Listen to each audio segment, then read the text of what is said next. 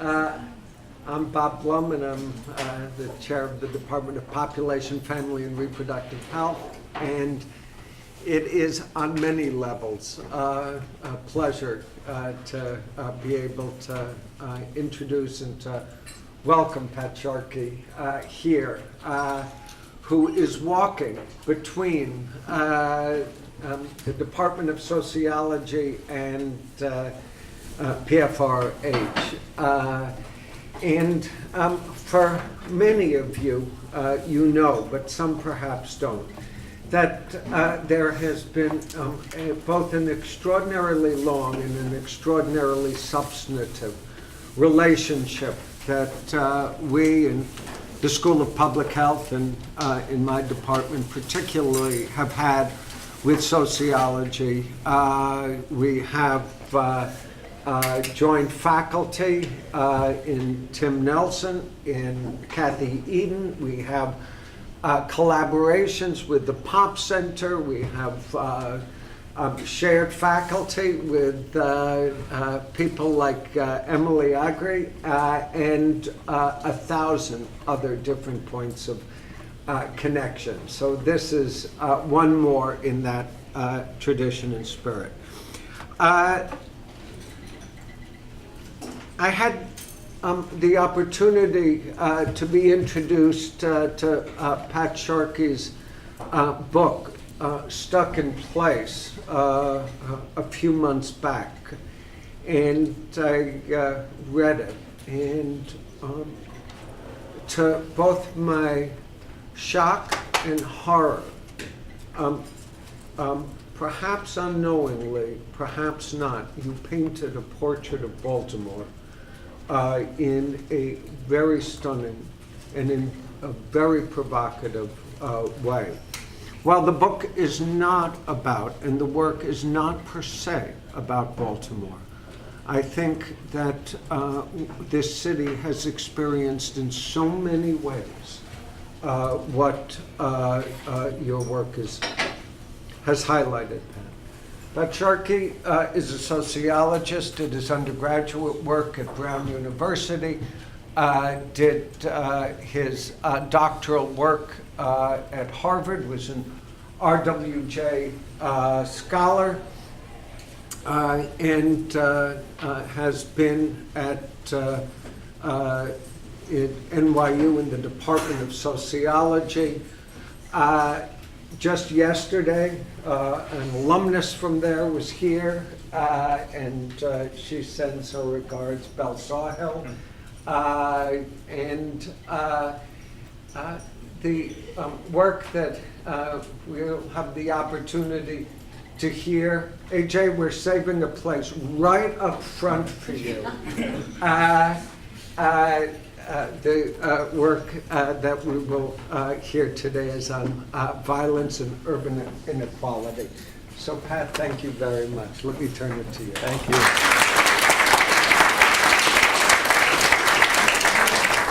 Thank you, Bob. Shock and horror are probably the two adjectives that are most used to describe my book. But I like that description. So this is a real honor for me to be here. My wife got her PhD here. I've heard all about this school. I feel like I know this school very well. And I've heard nothing but great things, but it is really an honor to be invited here. The work that I'm going to talk about focuses on violence, but I do want to set it up by talking about the book very quickly.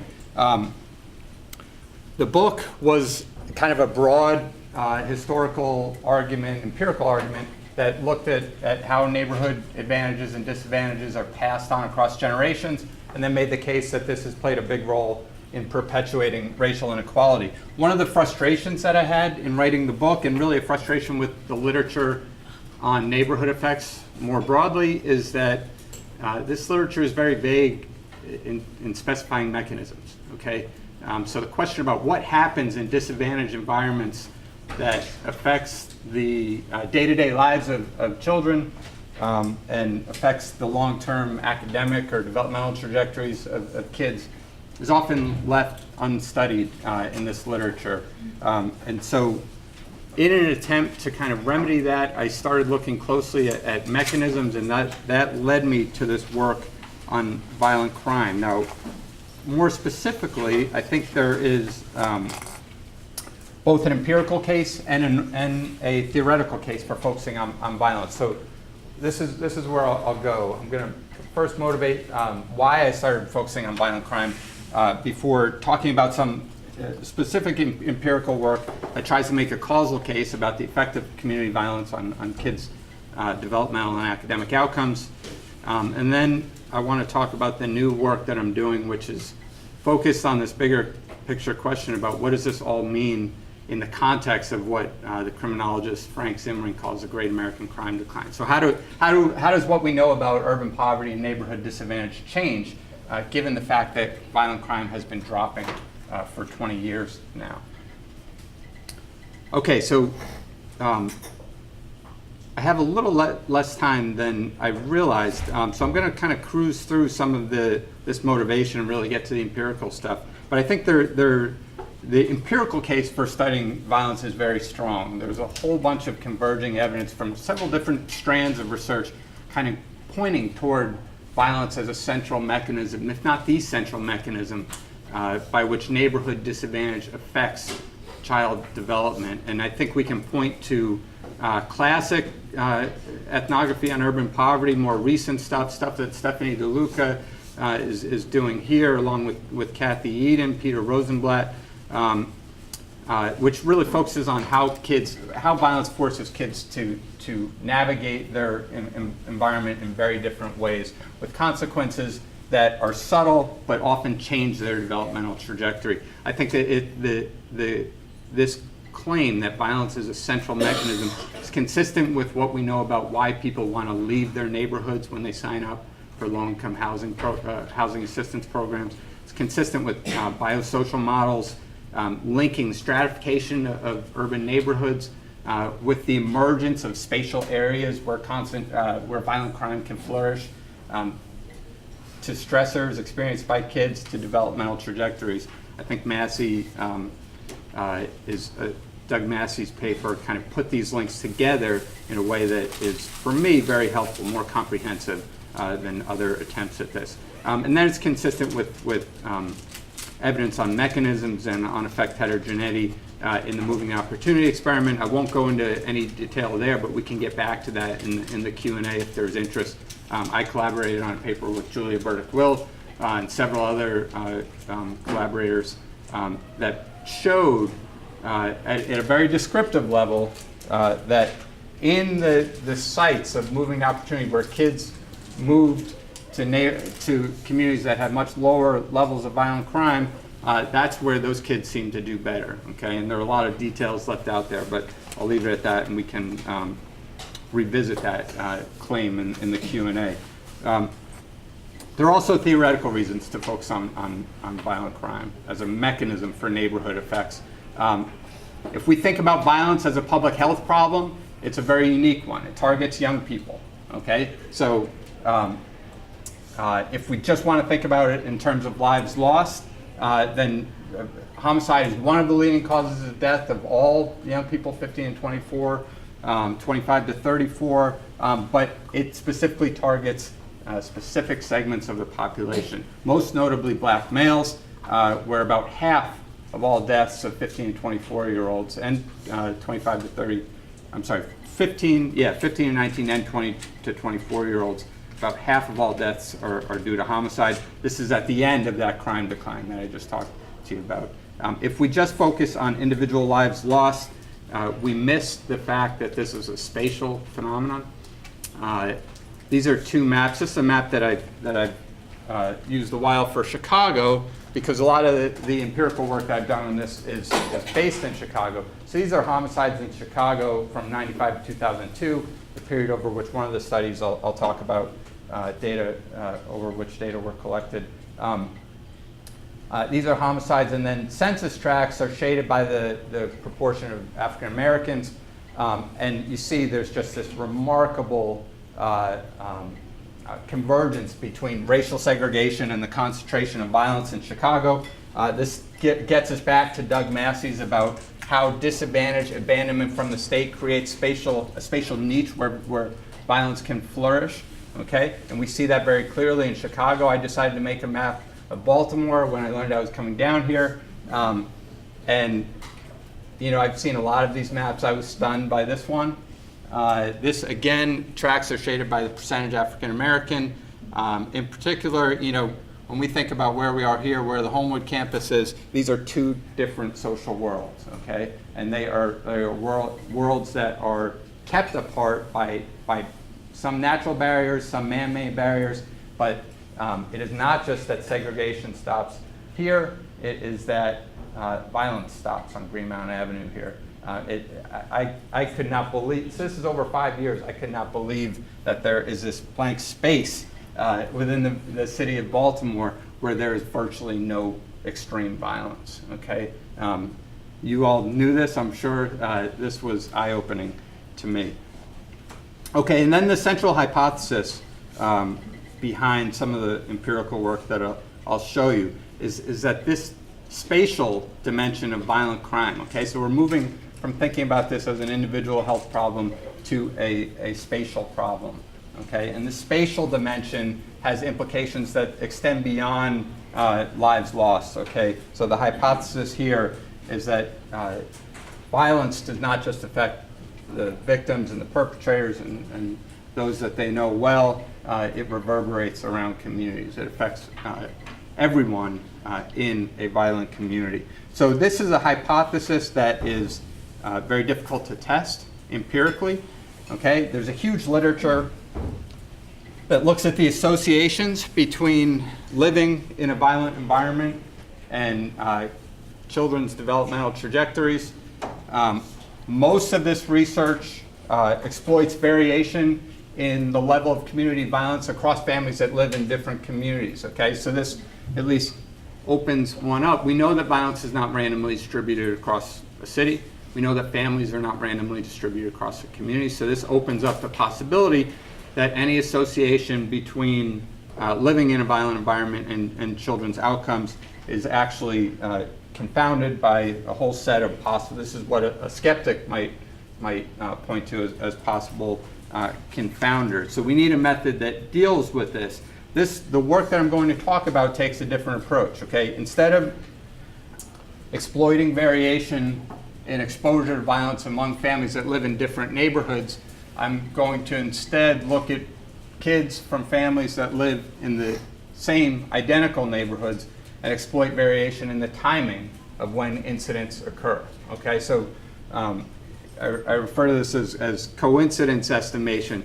It is exploiting the relative timing of multiple events to try to identify the impact of those events on a given set of outcomes. So in this case, I'll just orient you to kind of the approach because I'll use it in a bunch of examples here. Imagine that these are 3 neighborhoods, okay, and we're doing a survey of kids and families in these 3 neighborhoods and giving kids a set of cognitive assessments that go with this survey, okay?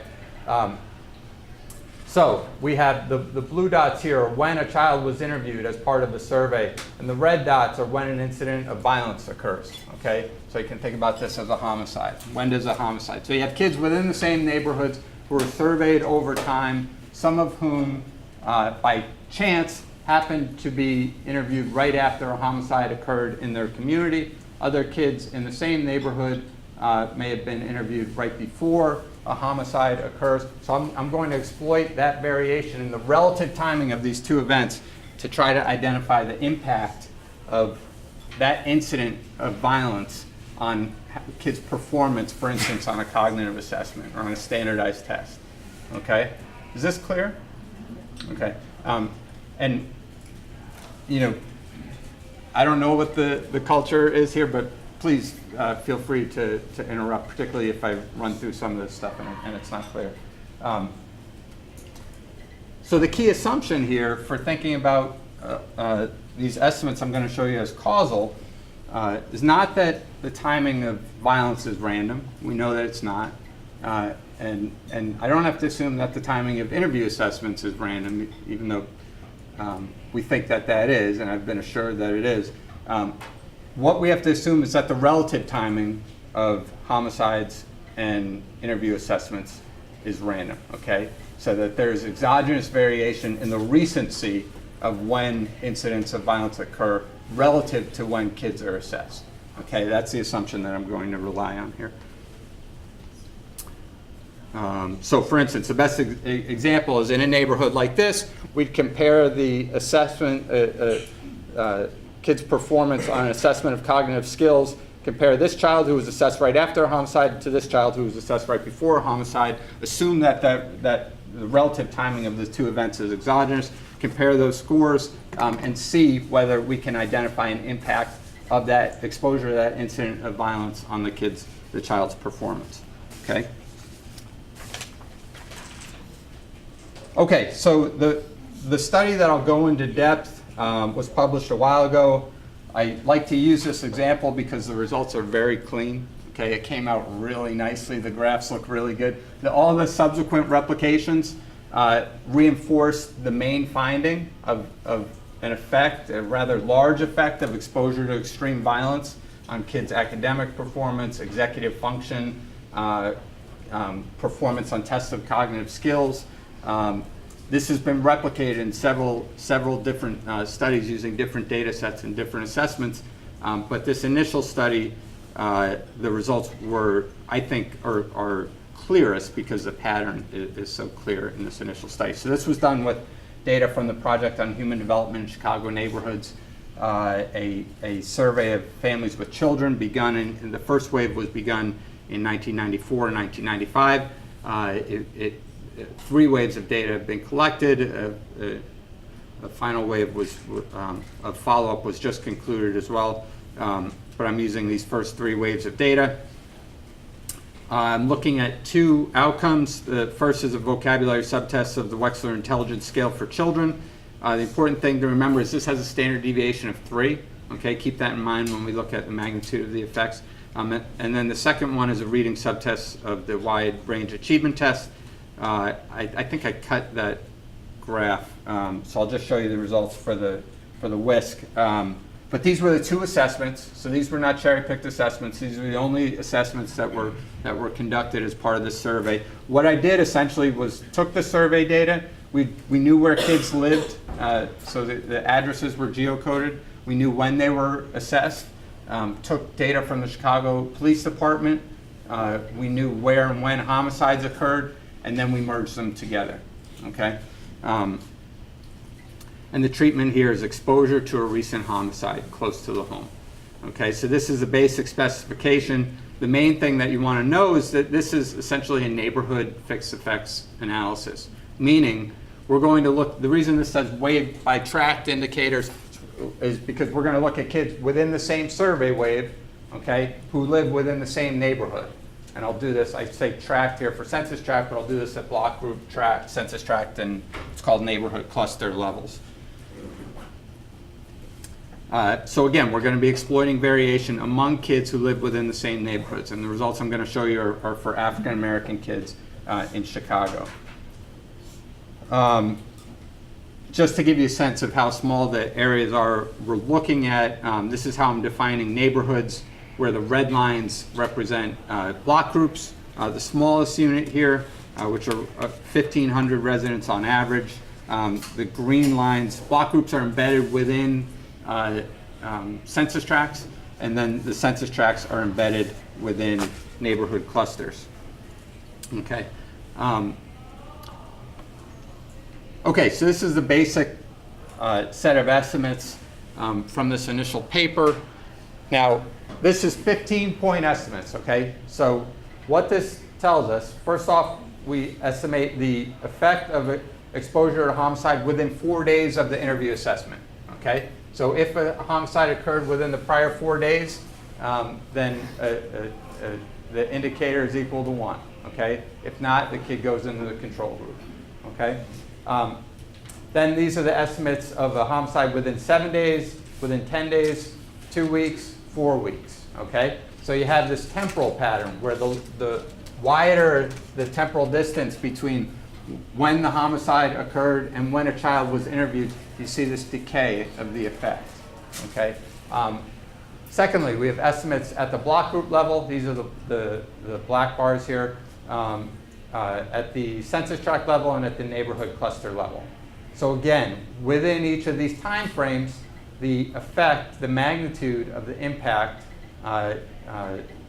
becomes smaller as the geography, as the geographical unit expands. Okay, as a homicide, the spatial distance between where the homicide occurred and where the child lives, as we expand to a wider area, the impact of exposure to that incident becomes smaller.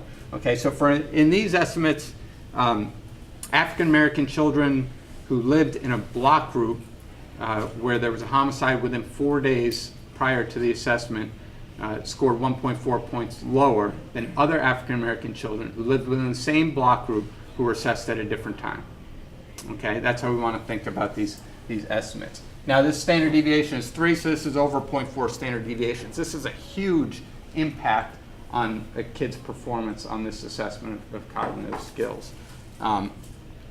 The effect decays the further away the incident is from the child's home, okay? And the effect becomes smaller the longer the time period between when the homicide occurs and when the child was interviewed, okay? Now, you could interpret this, some have interpreted this as a not altogether negative story in the sense that kids bounce back, okay, in the sense that there's a shock after a homicide occurs and then the impact of that shock seems to decay over time. But we have to consider the fact that in the most violent neighborhoods of Chicago, there was a homicide about once a month in these kids' neighborhoods.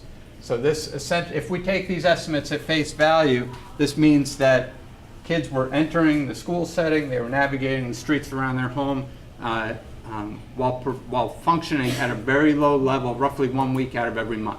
Okay, if we think that the effect lasts about a week. Okay, so the other piece of this to keep in mind is that this is just homicides. This says nothing about stressors in a child's life, okay, in a child's family life. Other incidents that the child might be directly involved in at school or outside of school. Okay, so we want to take this as an indication that kids respond to major stressors in their environment, and we can show that that effect seems to be fairly large. Now I can run some robustness tests and sensitivity tests for this initial analysis.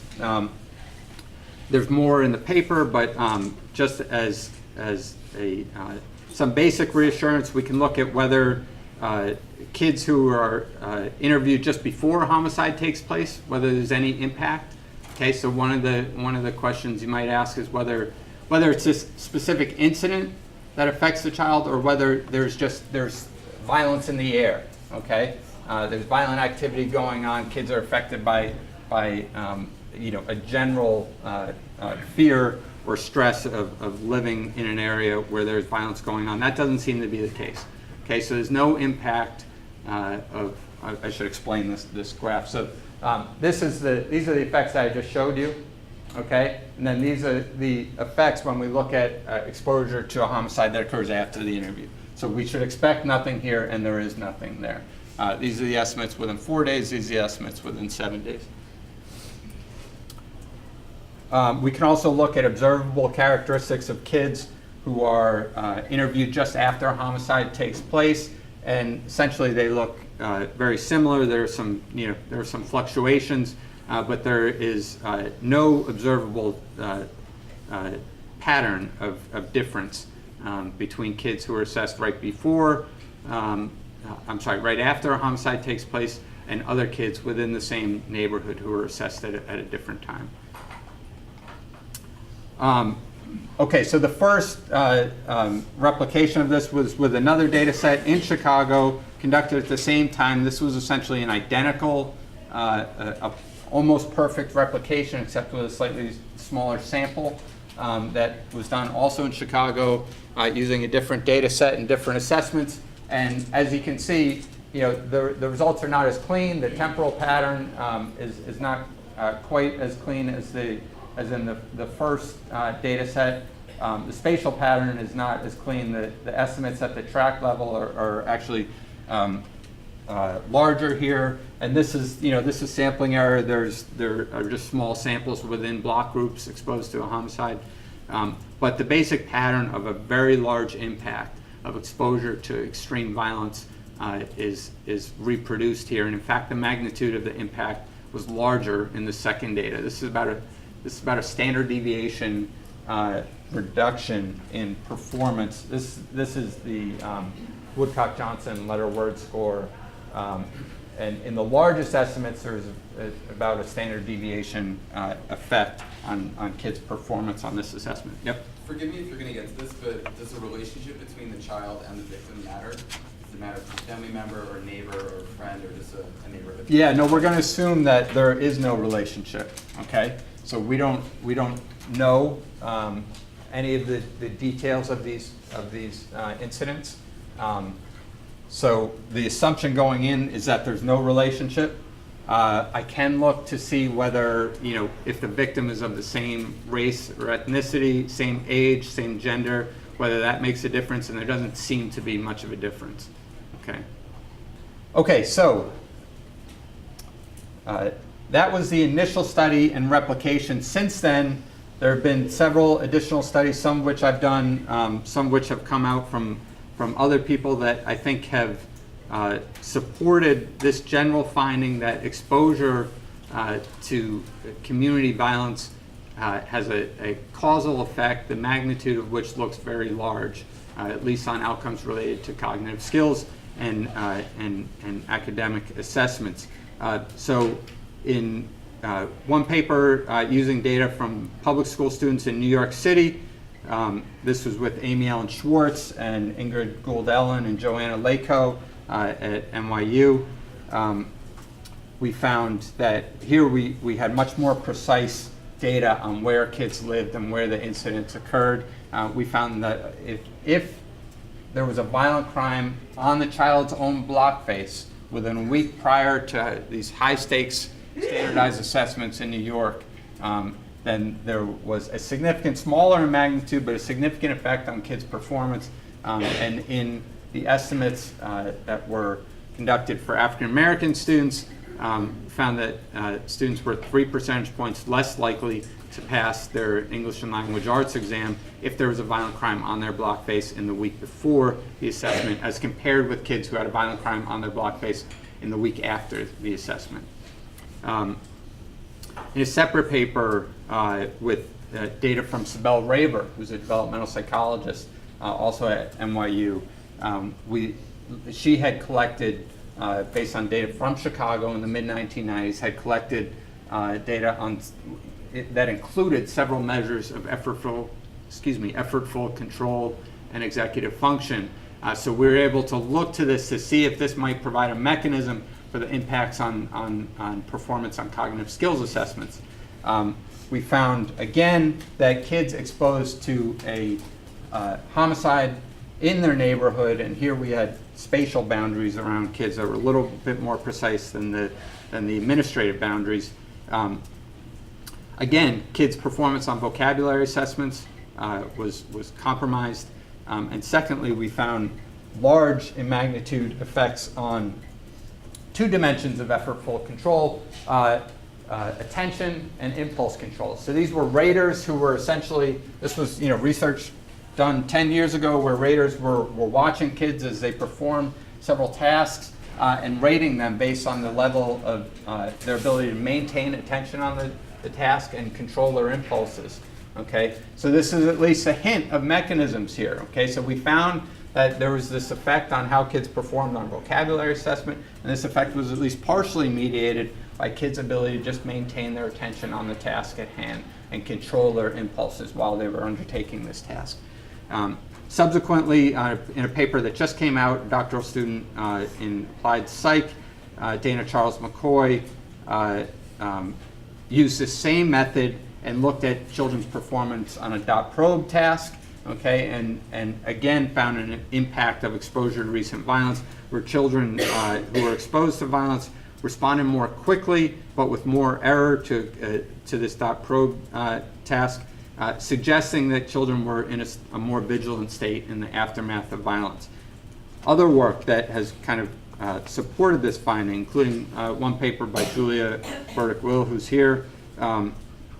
Julia found in the Sociology of Education paper that in years with incidents of school violence, students perform worse on reading assessments, reading and math assessments. This is a within school analysis looking across years where there were more or fewer incidents in the school.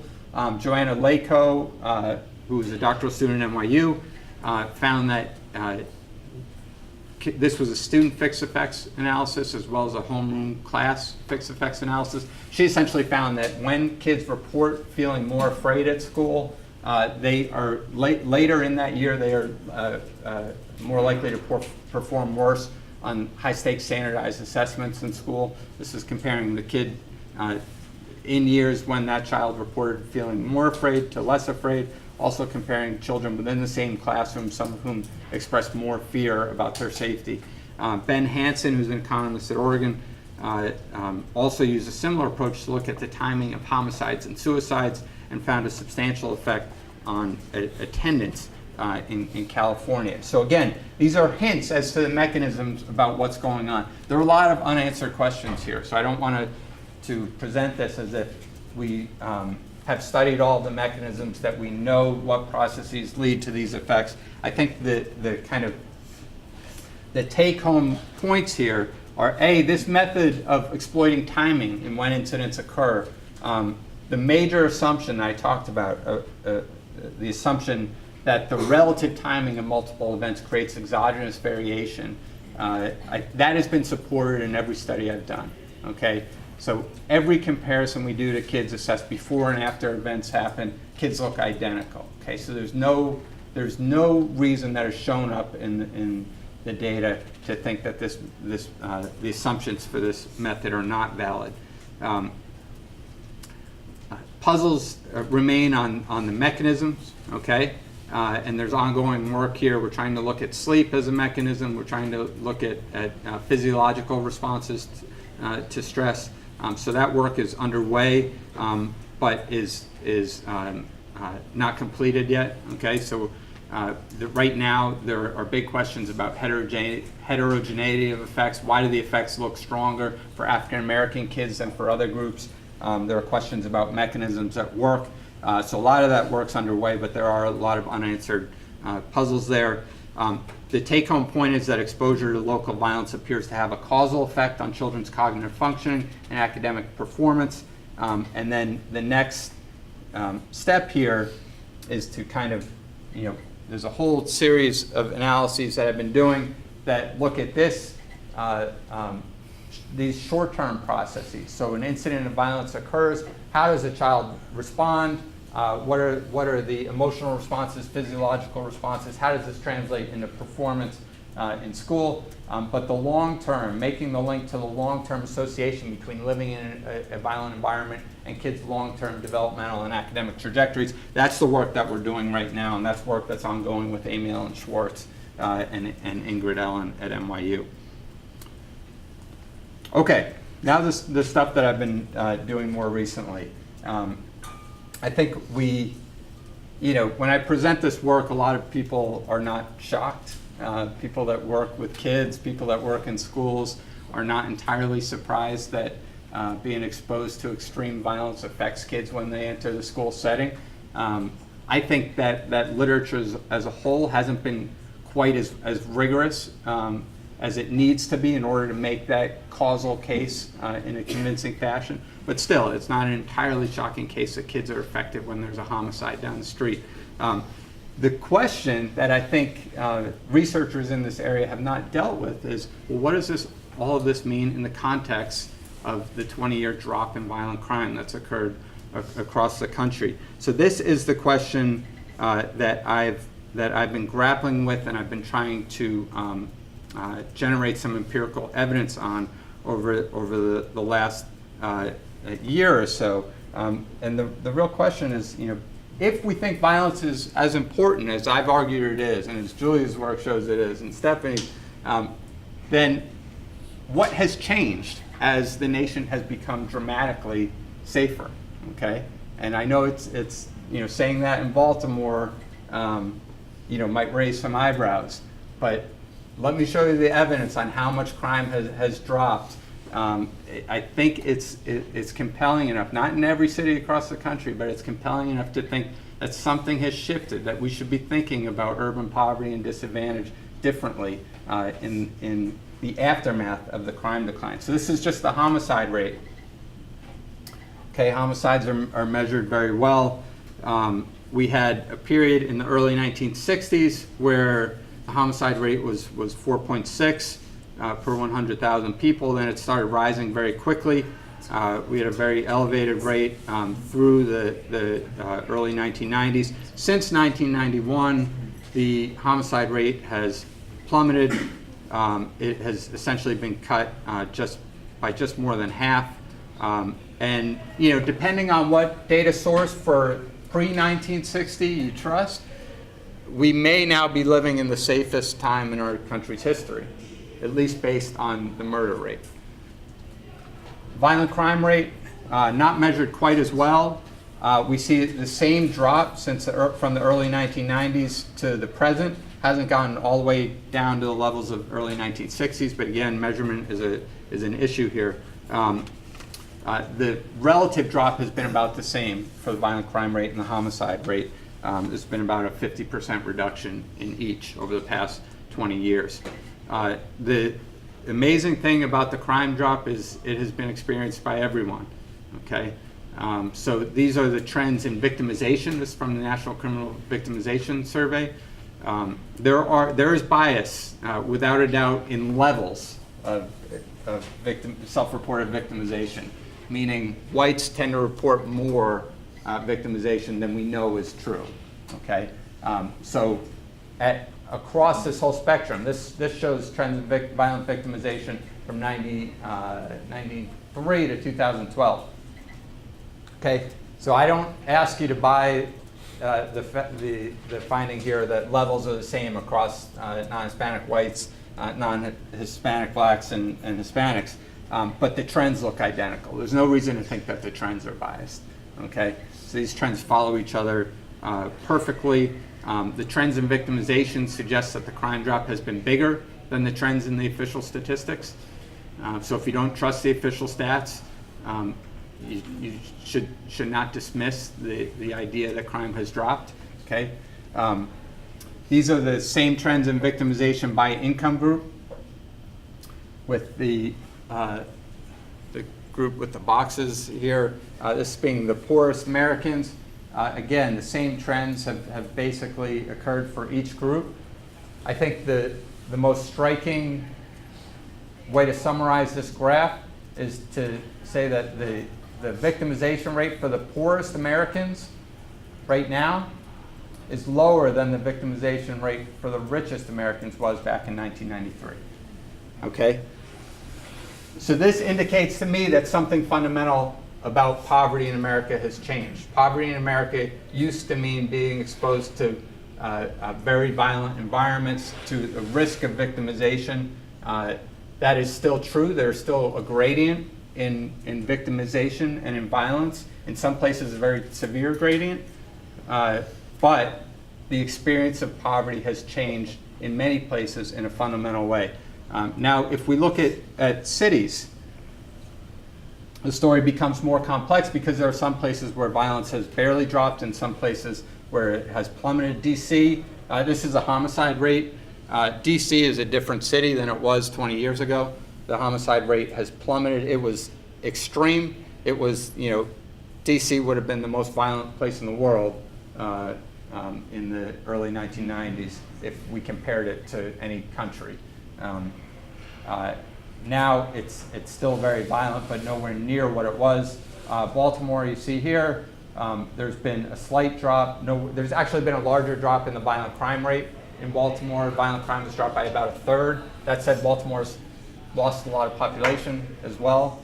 So, I don't know if you should get credit for having a drop in violent crime if people have left and the number of incidents has stayed the same. So there are some cities that remain extremely violent, but as a whole, what this graph, I should explain this graph, sorry. So this is the 1993 homicide rate.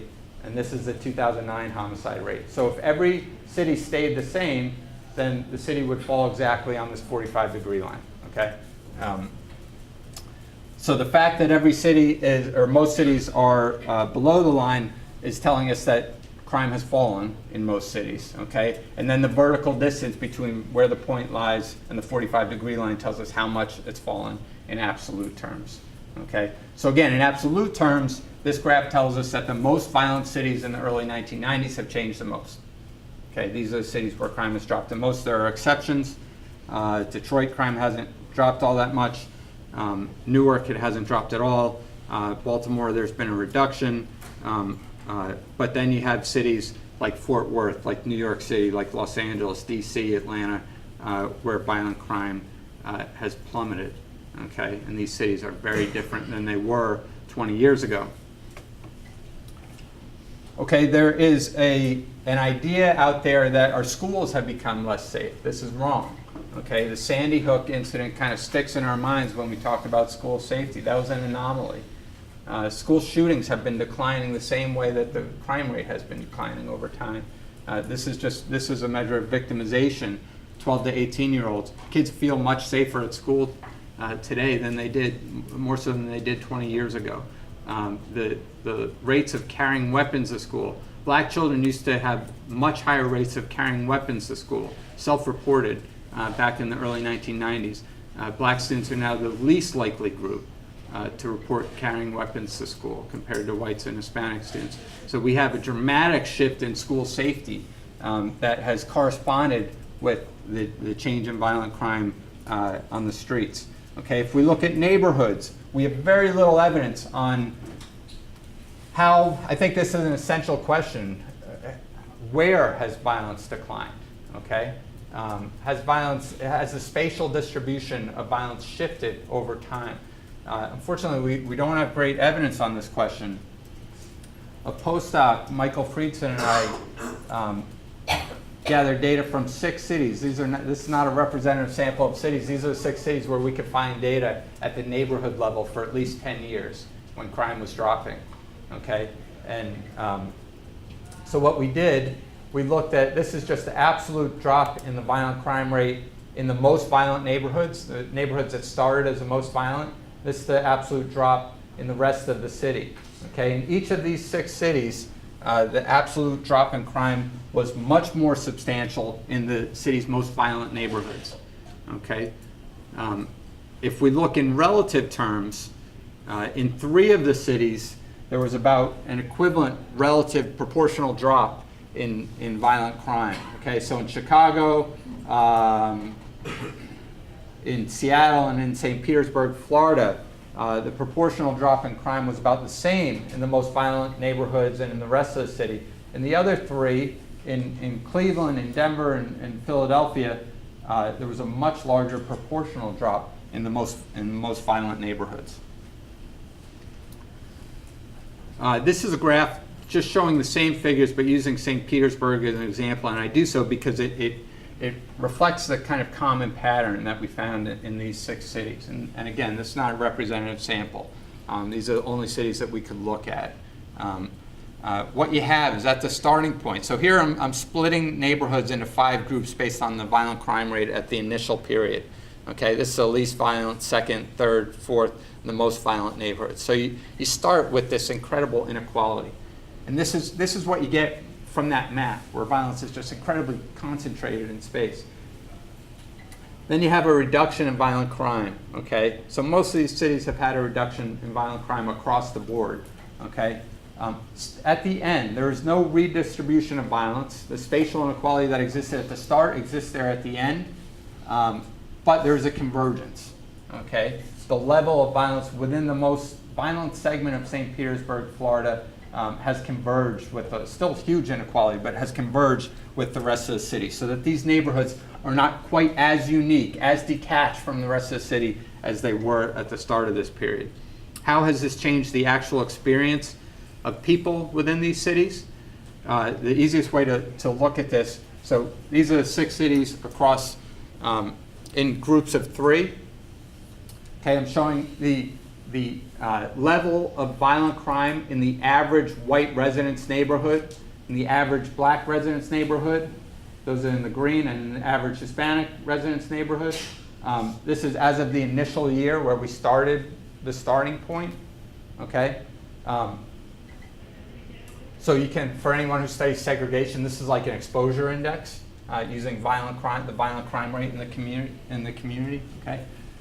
So this is the starting point. This is a comparison of whites, blacks, and Hispanics, average rate of community violence at the starting point, and this is the ending point, okay? So again, still large inequality in Chicago, still large inequality in St. Petersburg. In some of these cities, no inequality at all. In Denver, at the end of this period, the average black resident lives in a neighborhood that looks identical in terms of violent crime to the average white and to the average Hispanic resident. Okay, if we look to the starting point, this wasn't true. The average black resident lived in a neighborhood with twice the level of violent crime. At the end point, there's no difference. Okay, so this is a very fundamental change in what it means to be black in a city like Denver, what it means to be Hispanic in a city like Denver. Okay. If we look at poverty, these are similar figures. The blue columns are represent the level of violent crime in the average poor resident of the city's neighborhood, and the red indicate the average level of violent crime for non-poor residents of the city. So again, we have these large inequalities at the start in all the cities, and a convergence by the end of this period. Okay, still inequality. Poverty still means that families are living in more violent neighborhoods, but compared to the starting point, there's this major compression. There's this convergence of violent crime, and here is where this is kind of the starting point for a lot of the work I'm doing, where I'm really making the argument that something fundamental about urban poverty has changed over the past 20 years. Urban poverty in the early 1990s meant that families were living in intensely violent neighborhoods. This is true in a lot of cities. It's still true in some cities. It's not nearly as true as it was in the 1990s.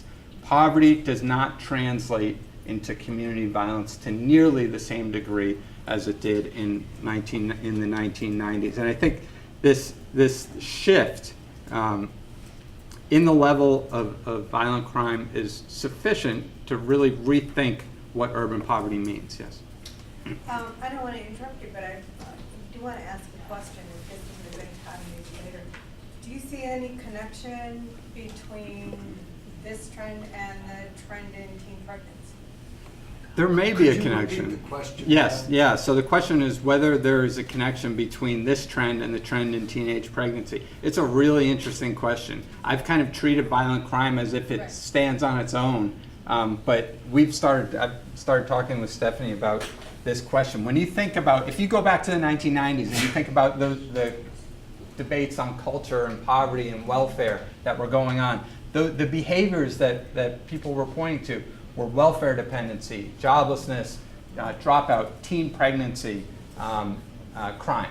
A whole cluster. Yeah, a cluster. Most of those phenomena have plummeted. Right. Dropout rates have been cut by 2/3, high school dropout rates. Teen pregnancy rates have been cut by what? 60%. Welfare receipt has obviously plummeted by force through the Welfare Reform Act. Now, some haven't changed. Joblessness hasn't changed. Okay, so if you look at behavioral indicators of poverty, then everything that culture of poverty theorists were asking for in the 1990s has changed in accordance with their request.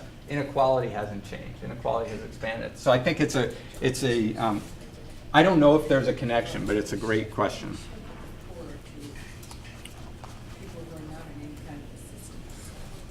Okay, so this work, and I'll wrap up here. This work has started me thinking about how urban poverty has changed and how there may be space for a rethinking of urban policy as well. So lends itself to this question. I think the dominant model of urban policy in the United States was really formed back in the 1960s, and apologies if some of you lived through this, you know much more than me about about this policy history, but I've read as much as I can, and it seems like the basis of our urban policy began in the 1968 presidential election and the lead up to that election, when kind of two narratives about urban poverty and the crisis of cities were being debated, and a narrative that focused on lawlessness, a narrative that focused on the connection between race, central cities, and violence won out in the late 1960s, and that, I think, has dominated our urban policy since then. I think those connections have really weakened to a tremendous degree. That connection between race, central cities, and violent crime has really weakened. So I'm not going to talk about that here, but part of the book project I'm working on is really designed to kind of make the case that there is space for a new urban policy agenda after the prison, after that narrative of lawlessness and disorder as an explanation for urban poverty has kind of been undercut over time.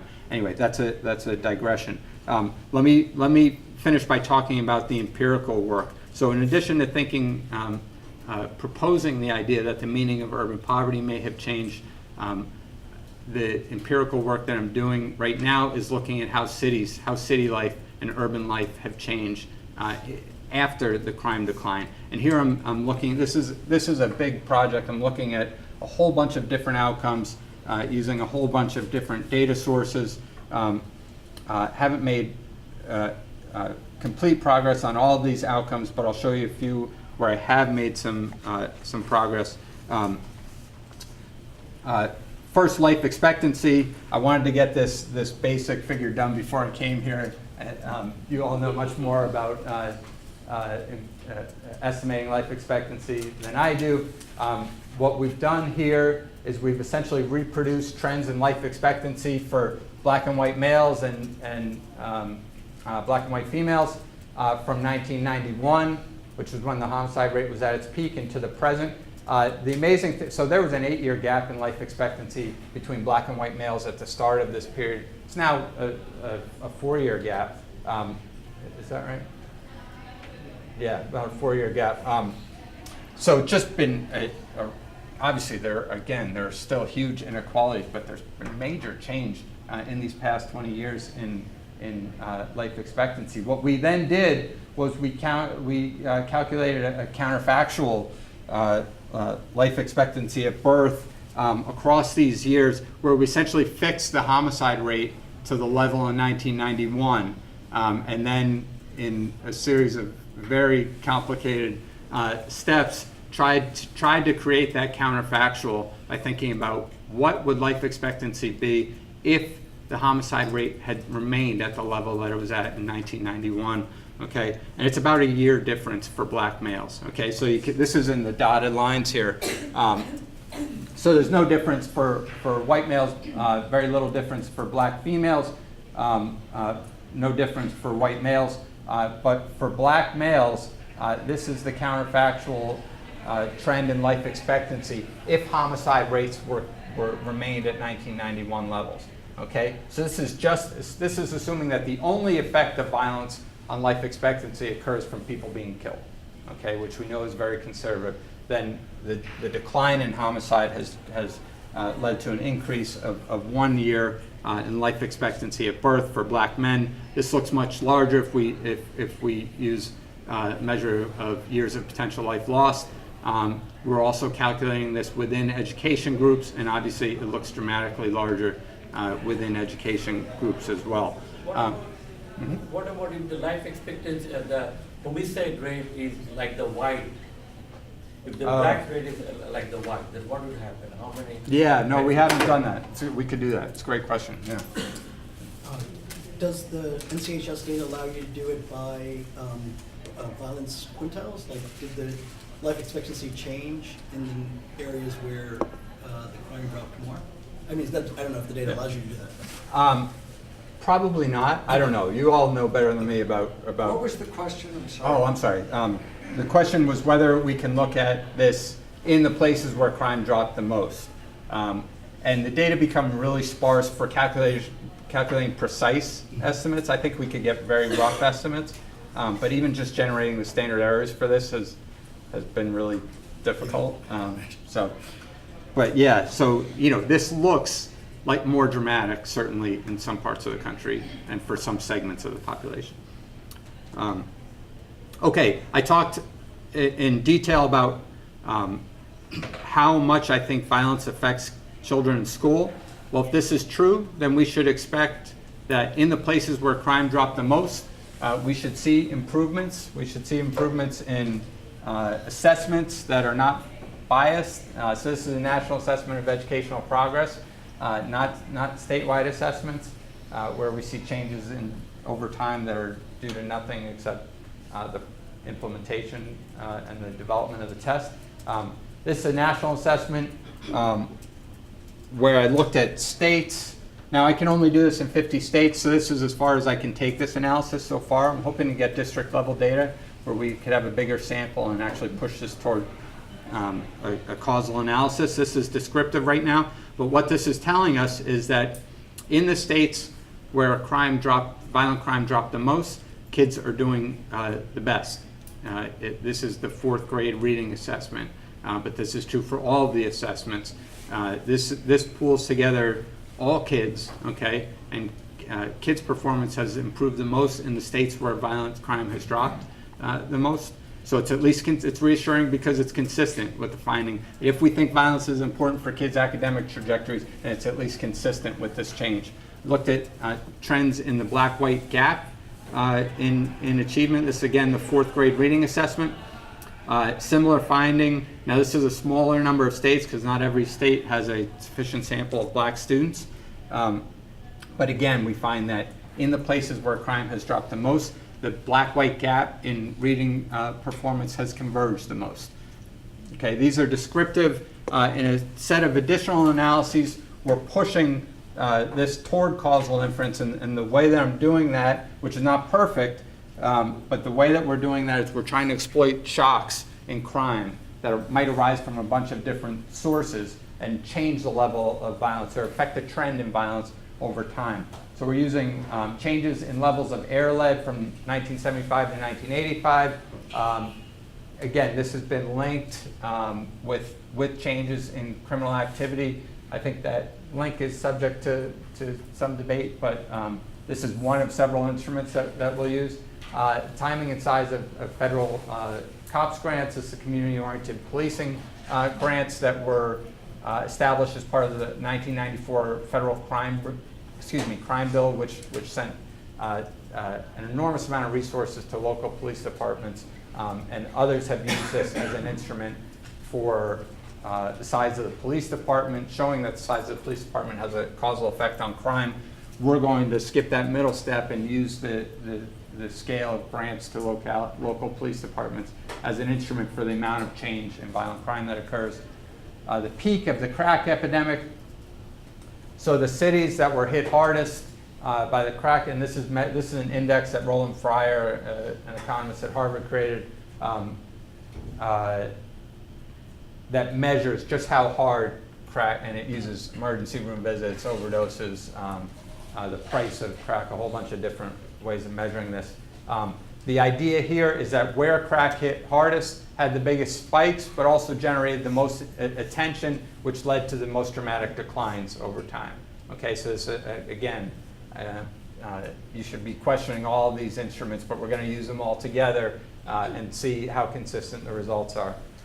Weather patterns. This is for shorter term analyses where we're looking at changes across in a given year relative to other years. There are more hot days, then there's more crime, more extreme cold days or more snow, there's less crime within a state in a given year.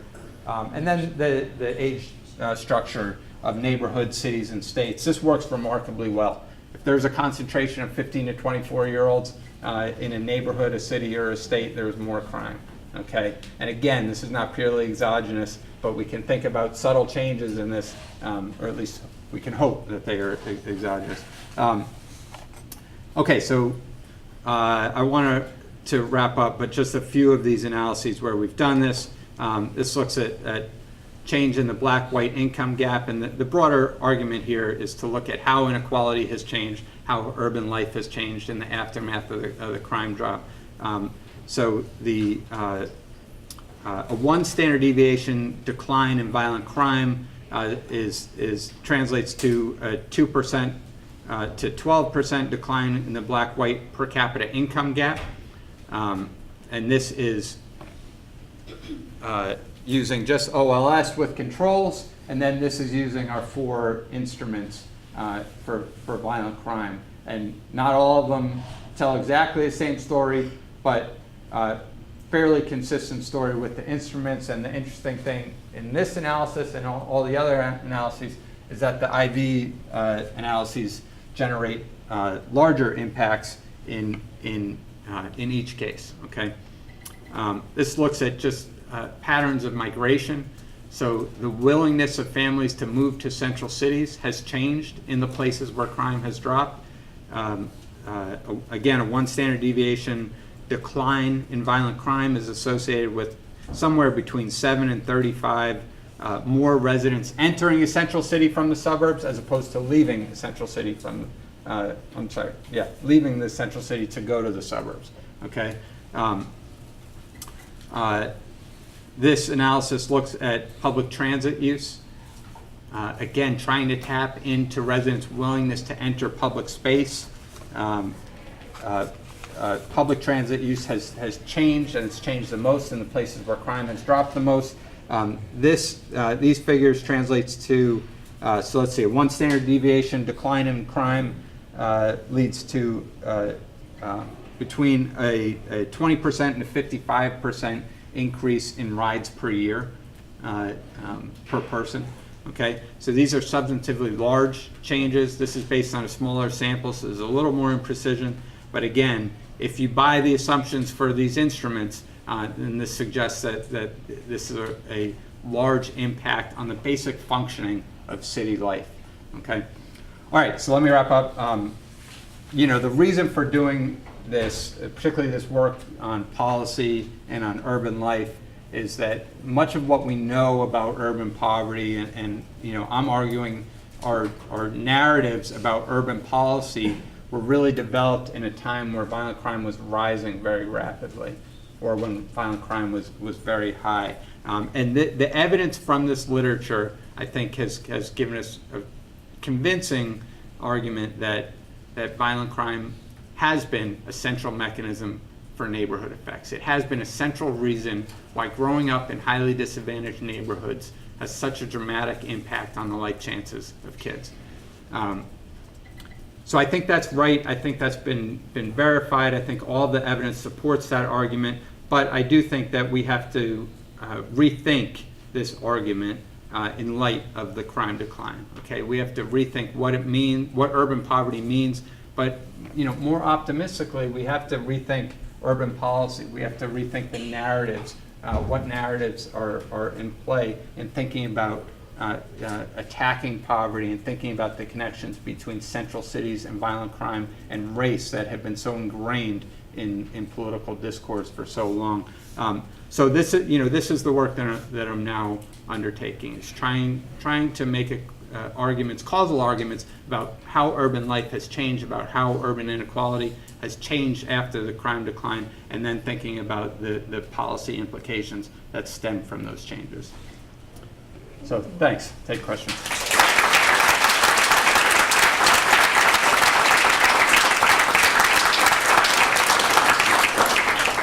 Pat, we have a few minutes, and I'm sure we have 100 questions. So we won't be able to take all. But I'd like to open it. I'd like to start with students. If any students have comments or questions that you would like to lead off with.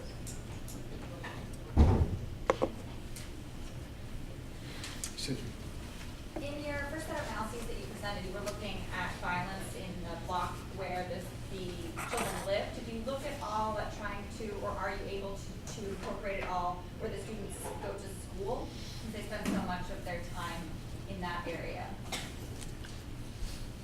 Yeah, good question. We're getting there. We've done some analyses where we look at where they go to school. It's hard. It's harder to get the data to do it well. So I think you're exactly right, but it's been a challenge to make progress there. And in some, particularly for some of the analyses of younger kids, there actually isn't. It's not too big a problem because most kids are going to school nearby. But yeah, certainly for some of the analyses of standardized assessments, that is a problem, and we haven't made too much progress there, although the work is in progress.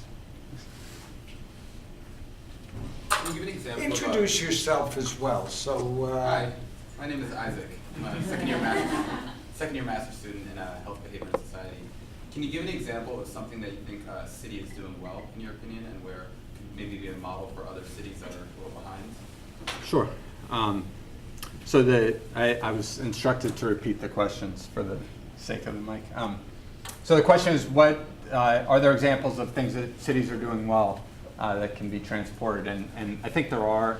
So we've started what is called the New York City Crime Lab this year. And it's linked with the University of Chicago Crime Lab, which has done a bunch of interventions, gotten a lot of attention. And I think a lot of what is being attempted in New York and elsewhere, I mean, there's stuff going on here. The Safe Streets program here, I think was shown to be very effective. So I think there are a lot of models out there. I don't think there's a clear kind of comprehensive model for controlling violence while also restoring legitimacy of, and attached to local institutions like the police. So I think that's kind of where the biggest challenges lie right now, not just controlling violence. We know how to do that, but a lot of the methods that have been used to do that have been oppressive, to be frank. The next set of challenges are really to control violence while also restoring legitimacy and building communities, and that's our agenda in New York City. One example is I just evaluated a variant of the Project Safe Neighborhoods program that Tracy Mears developed in Chicago, where violent offenders who are coming out of prison and trying to reintegrate into their community are called into a forum and are given a set of explicit warnings about what will happen to them if they pick up a gun, and also an explicit set of offers of assistance from social service providers, models for how to kind of integrate back into their community. And we randomize this across neighborhoods and then randomize individuals within those neighborhoods. And this, I don't know if I'm able to actually talk about the results. It's not officially out yet, but found some really important results. Not so much on outcomes related to crime, but more on engagement. So parole violations were down. I'm talking about the results, so I'll just go. Parole violations went down substantially, and there is at least pretty suggestive evidence that neighborhood level rates of criminal complaints also went down in the neighborhoods that were randomized to receive it. So I think there definitely are models. It's how to do that while also dealing with building communities and restoring ties between local institutions and community residents. you get the last comment or question. Oh. But again, introduce yourself. I'm Siri, and I'm a sociology student. And I, so you made a compelling case that urban life has, it's changing, but I wonder suburban life is also changing, and so I'm wondering if you've looked at or have plans to inner ring suburbs, and what, yeah. Yeah. Yeah, good question. I mean, a lot of the issues that are kind of in our minds thought of as urban problems are now suburban problems. So I think it's an important question. I think one thing we can say is the same crime drop has occurred in suburban communities that has occurred in central cities. As to so I kind of see migration back to the city as a positive outcome, because really when I think about policy, my biggest concerns are with policy towards central cities, and policy towards central cities kind of trickles out into the suburbs, considering that most of it is metropolitan policy as opposed to central city policy. So the assumption I would make is that all the things that are good that are going on in central cities are trickling out into the suburbs and metro areas as well, but that's an assumption. Most of my focus has been on central cities. I think that we need to conclude it now, but again, thank you so much.